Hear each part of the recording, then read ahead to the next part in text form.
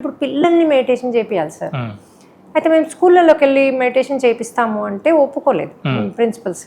మళ్ళీ 15 నిమిషాలు అన్నారు. మాకు నిచ్చి దొరకలేదు. నేను ఎప్పుడు కూడా ఒక ఎర వేసి పట్టుకోవాలి అన్నారు. సో ఊర్లలోకి వెళ్ళి కూడా నేను మా హస్బెండ్ నేను మెడిటేషన్ చెప్తాను, మా ఆయన మెడికల్ది క్యాంప్ ఫ్రీ మెడిసిన్స్ ఇచ్చి క్యాంప్ పెడతాను. అయితే ఏం చేస్తాను నేను ఇప్పుడు ఇక్కడ ఏం చేశాను నేను స్కూల్స్కి చెట్లు 500 పిల్లలు ఉంటే 500 పిల్లలతో చెట్లు పెట్టిస్తాం. చెట్లతో అయ్యే బెనిఫిట్స్ చెప్తాం.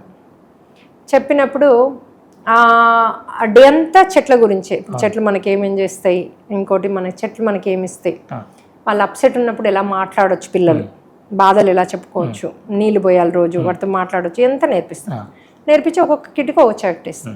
ఆ కిడ్ 10th క్లాస్ అయిపోయాక ఇంకొక కిడ్ దాన్ని ట్రాన్స్ఫర్ చేసి ఈ జ్ఞానాన్ని అమ్మాయికి ఇచ్చి వెళ్ళాలి. అది వీళ్ళకి నేర్పిస్తాం. అప్పుడు మాకు ప్రిన్సిపల్ తెలుస్తాడు కదా. అప్పుడు మేము రోజు 10 నిమిషాలు ధ్యానం చెప్తాం వీళ్ళకి, ఇవి బెనిఫిట్స్ ఉన్నాయి. ఓకే అంటున్నారు. మాకు 70 స్కూల్స్ని ఇప్పుడు మేము అడాప్ట్ చేస్తాం.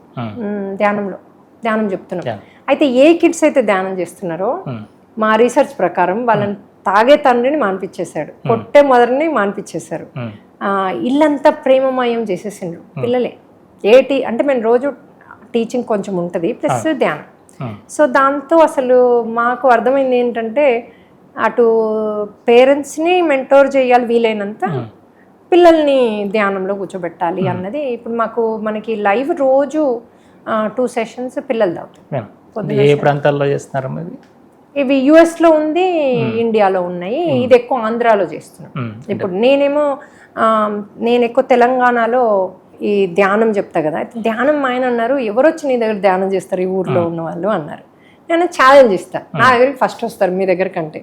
అరే మెడిసిన్స్ ఇది అంటే ఊర్లలోంచి వస్తారు ఫ్రీగా చూస్తుండు డాక్టర్, అమెరికా డాక్టర్ అంటే. అయితే సరే ఛాలెంజ్ అన్నారు.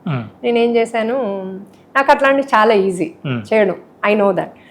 సో సరే అని నేనేం చేశాను, 1 గంట ధ్యానం చేస్తే ఒక చీర ఉచితం అని పెట్టాను అంతే.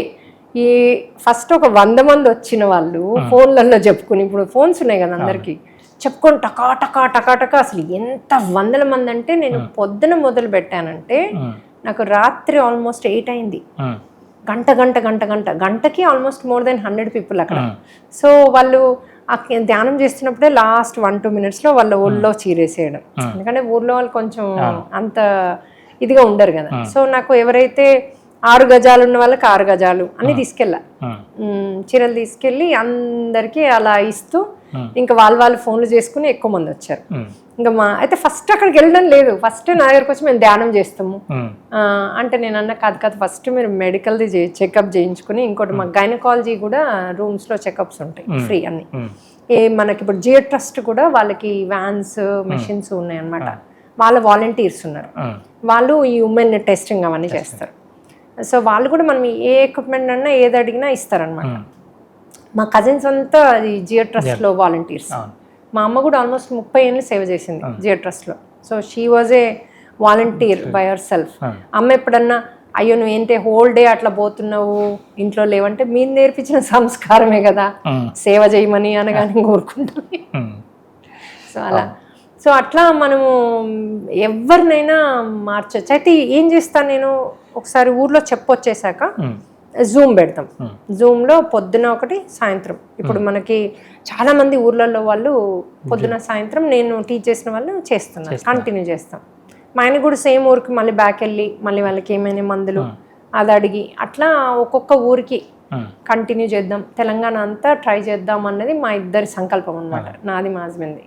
ఈ ధ్యానం చేసేటప్పుడు వీళ్ళంతా కూడా మాకు చాలా వింటున్నాం వీడియోస్లోని, మాకు ఆ ఎక్స్పీరియన్సెస్ రావట్లేదు, మాకు అనుభవాలు రావట్లేదు, మాకు ఇంకా మేము దాంట్లో సెట్ అవ్వలేదు అలా అంటారు.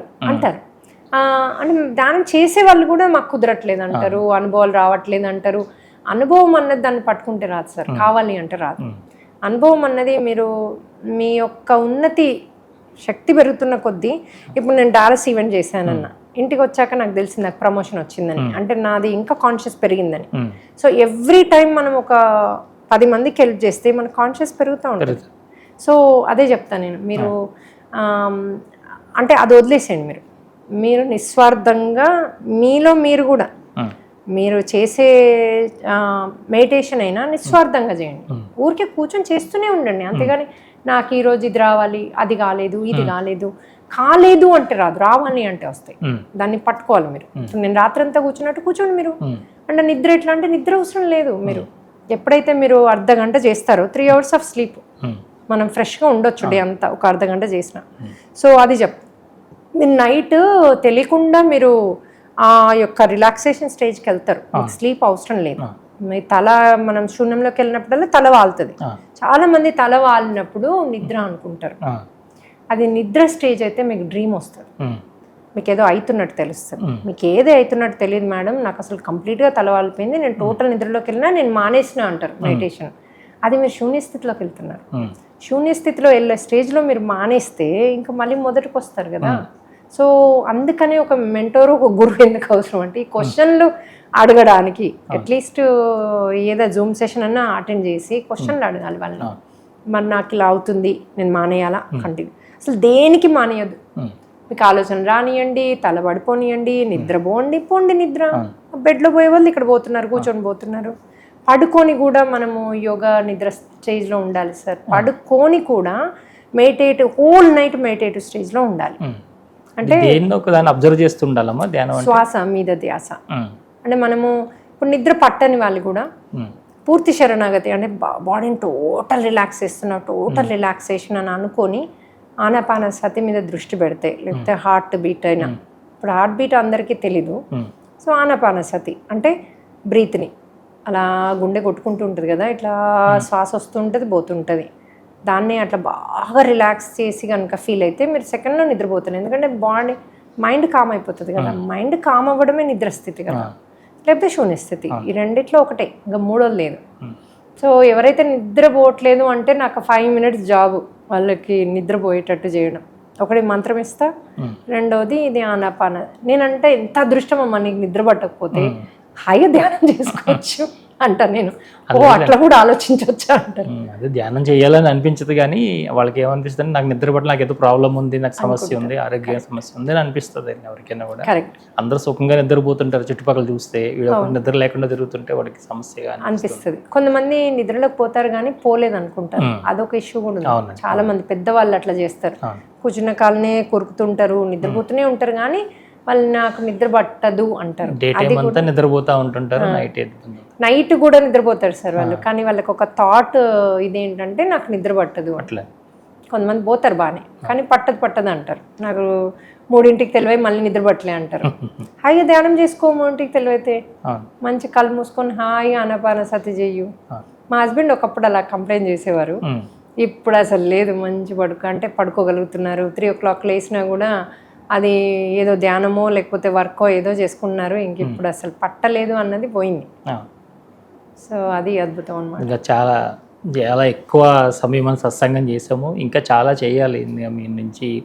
అంటే మెయిన్ ముఖ్యమైనటువంటి కర్మ సిద్ధాంతం గురించి, ఆ కర్మను ఎలా రిలీజ్ చేసుకోవాలి, ఇలాంటి విషయాలన్నీ కూడా మనం నెక్స్ట్ టైం చేసుకుందాము. చాలా సింపుల్ అసలు. ఎందుకంటే మనము కర్మలన్నీ రిలీజ్ చేసుకుని మంచి కర్మలను కూడా ఇన్వైట్ చేసుకుని భోగ జీవితాన్ని జీవించవచ్చు. నేను ఇప్పుడు ఆ టెక్నికే వాడుతున్నా. అసలు ఏ ప్రాబ్లమ్స్ లేకుండా జీవితాన్ని జీవించవచ్చు. అది చాలా సింపుల్. యాక్చువల్లీ ఎవరు చూసినా సంతోషంగా ఆనందంగా ఉండాలి వాళ్ళ మొహాలని నాకు ఇప్పుడు అదే అనిపిస్తుంటుంది. మనతో పాటు ఎవరున్నా అందరూ హ్యాపీగా ఉండాలి, వాళ్ళకి ఏ సమస్యలు ఉండడం. ముందు డబ్బు సమస్య అనగానే డబ్బు వచ్చేలాగా ఏదో ఒకటి చేయాలి వాళ్ళకి. ఎవరు ఇస్తారా, మంత్రం ఇస్తారా, మాయలు చేస్తారా, ఏదో ఒకటి చేయండి, కానీ డబ్బులు రానివ్వండి వీళ్ళకి, ముందు హెల్త్ ఇవ్వండి, ఇలా అనిపిస్తుంది. ముందు వాళ్ళంతా హ్యాపీగా ఉంటే ఆ తర్వాత మిగతాది ఆటోమేటిక్గా వస్తుంది, సర్వీస్లోకి వస్తారు, ఏదో 10 మందికి ఉపయోగపడతారని. అవును, చాలా మంచి విషయాలు తెలియజేశారు. ఇంకోటి, మేము ఇట్లా ప్రాబ్లంలో ఉన్న వాళ్ళకి కౌన్సిలింగ్ చేయనీయము, డ్రీమ్ డీకోడింగ్ చేయనీయం. ఎందుకంటే వాళ్ళ ప్రాబ్లంలోకి వీళ్ళ ప్రాబ్లం ఆల్రెడీ ఉన్నారు, వేరే వాళ్ళు చెప్తూ ఉంటే ఇంకా అందులో డీపర్ వెళ్తారు.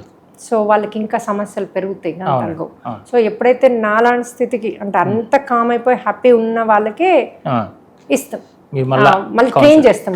కౌన్సిలింగ్కి ఇలా నెగిటివ్ చెప్పనియొద్దని కొన్ని ఉన్నాయి మాకు రూల్స్, అది ట్రైన్ చేసి వాళ్ళకి ఇంకా ఇప్పుడు నువ్వు చెప్పంటాం.